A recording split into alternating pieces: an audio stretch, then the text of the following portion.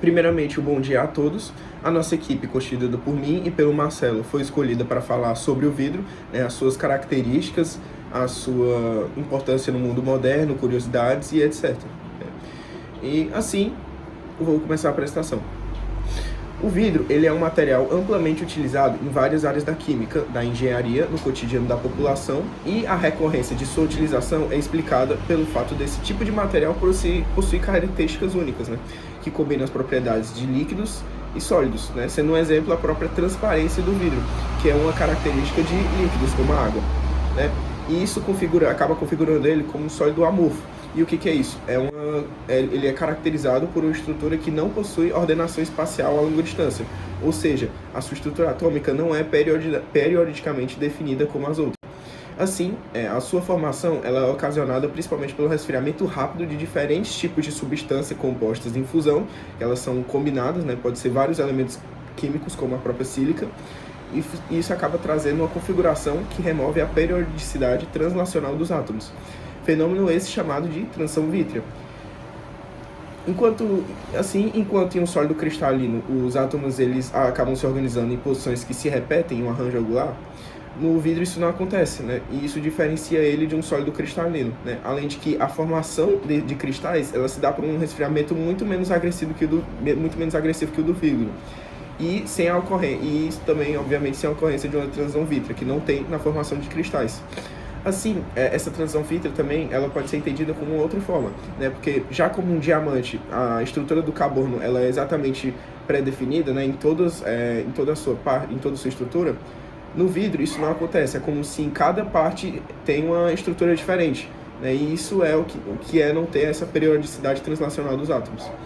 Assim, quanto às propriedades do vidro, a sua fragilidade a mudanças bruscas de temperatura que podem provocar seu estilhaçamento mostra a necessidade de um processo chamado têmpera, que é um tratamento que consiste num ciclo de aquecimento seguido de resfriamento rápido para tornar o material mais resistente, sendo comumente utilizado em vários outros tipos de situação, como vidros de carro, em vidros para laboratórios químicos, que tem que ser aplicado calor, eles sofrem uma dilatação, então eles têm que ter essa proteção, e etc.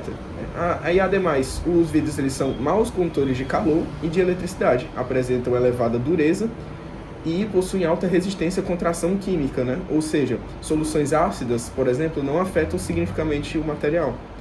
E por outro lado, eles apresentam uma baixa resistência a impactos devido ao seu arranjo atômico irregular e instável, que dita a sua fragilidade, e por não interagirem com a maioria das substâncias químicas e serem resistentes à corrosão e à oxidação, eles tornam-se ideais para ambientes laboratoriais, que têm todas essas variações que exigem de um material.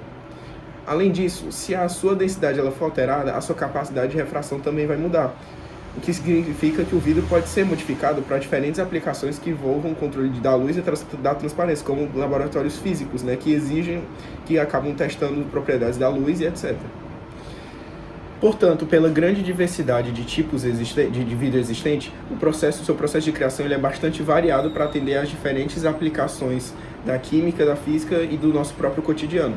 Assim, o vidro comum, por exemplo, ele é feito a partir de 5 classes de materiais, que são o formador, o fundente, o modificador, o de cor e o de refino. Os formadores eles vão passar pelo processo de fusão dito anteriormente, e isso vai acabar deixando eles responsáveis pela base da estrutura amorfa, utilizando de opções como sílica e óxido de fósforo. E assim como a maioria dos vidros é feita a partir da sílica, a temperatura de fusão ideal acaba sendo muito alta e difícil de ser alcançada, e o que também faz com que o seu processo de criação seja encarecido, que a sua fusão é 2.000 graus aproximadamente. Aí a temperatura, isso acaba exigindo o uso de um fundente, que é um composto de metal alcalino, que vai reduzir esse ponto de fusão para ser mais fácil a sua criação. Só que esse fundente ele gera outro efeito, que reduz as propriedades benéficas do vidro. E aí eles vão precisar utilizar agentes modificadores e estabilizadores, como compostos de alumínio, para resolver esse problema. E posteriormente introduzem agentes de refino para eliminar as bolhas geradas na fundição da sílica, como o KNO3 e o arsênio. E por fim, para dar cor aos vidros, são necessários agentes compostos por metais de transição ou terras raras, como o cobre 2+, e o cromo 3+. Logo, a capacidade do vidro ser produzido a partir de matérias-primas abundantes como a própria sílica, que é composta pelo elemento mais encontrado na crosta terrestre e também é usada para fazer chips de computador pela sua grande distribuição, revela que a escassez de recursos não é um problema para sua fabricação. Contudo, essa facilidade de produção e a sua ampla utilização em vários setores das sociedades aumentam o desafio do descarte, representado pelo vidro possui um tempo de degradação estimado em 4.000 anos e pela sua matéria-prima virgem ser tão excessivamente barata, isso acaba trazendo uma competição complexa nos preços de reciclagem, né? Assim, o processo de reciclagem, por causa disso, precisa ser extremamente econômico para compensar os custos logísticos de coleta e transporte, o que frequentemente resulta em problemas de poluição na natureza devido ao descarte incorreto. Dessa forma, eu vou passar a minha fala agora para o Marcelo, que vai falar acerca de outras coisas do vidro. As propriedades do vidro fazem com que ele seja um material muito utilizado em diferentes áreas. Nas esculturas e nas artes, por exemplo, a transparência e a aparência do vidro permitem a produção de joias, vasos e vitais de igreja. Na engenharia, ele é essencial na fabricação de painéis solares, telas de televisão e cabos de fibra óptica que são responsáveis pela transmissão de dados.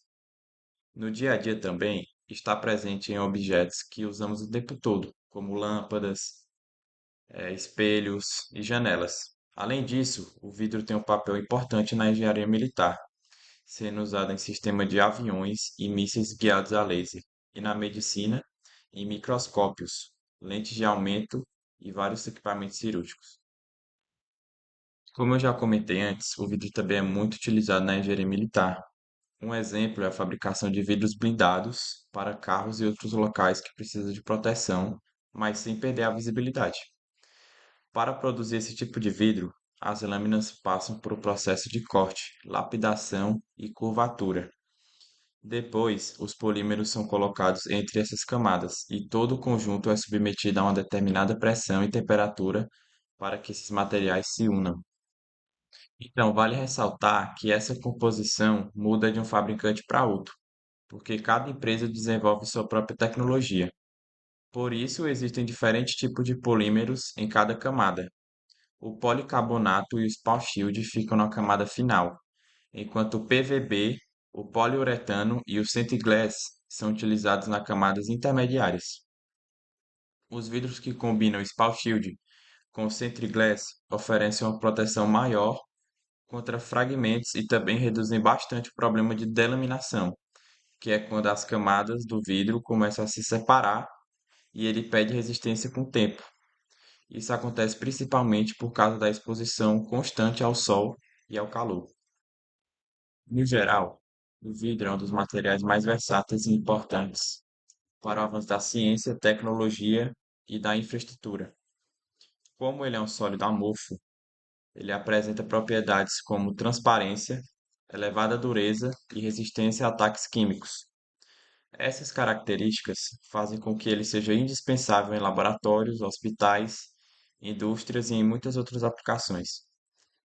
Além disso, processos como a têmpera e a produção de vidros laminados com polímeros de alta performance, como o Glass e o Spall Shield, mostram que é possível diminuir a fragilidade natural do vidro e fabricar materiais muito mais resistentes, como o vidro blindado que eu falei anteriormente. Apesar de a sílica ser uma matéria-prima muito abundante e tornar a produção de vidro muito economicamente viável e barata, o material leva muito tempo para se decompor. Por isso, é importante buscar maneiras de melhorar sua reciclagem e toda a cadeia de reaproveitamento. Assim, estudar as propriedades físicas e químicas do vidro continua sendo fundamental, tanto para desenvolver novas tecnologias, quanto para encontrar um equilíbrio entre o avanço da indústria e a preservação do meio ambiente.